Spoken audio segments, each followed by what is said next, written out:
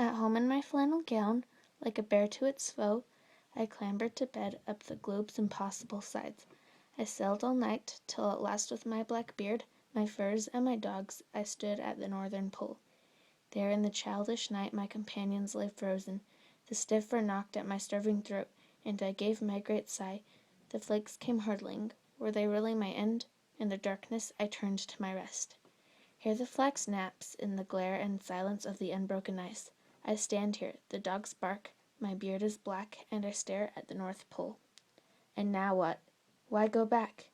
Turn as I please, my step is to the south.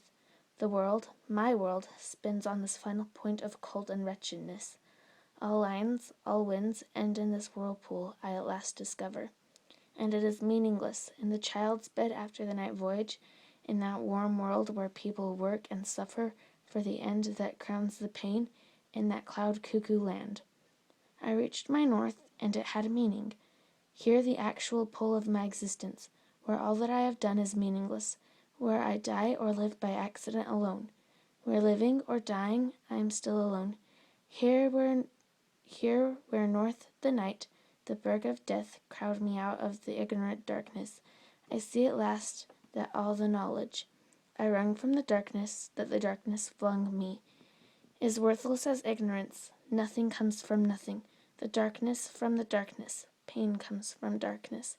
And we call it wisdom. It is pain.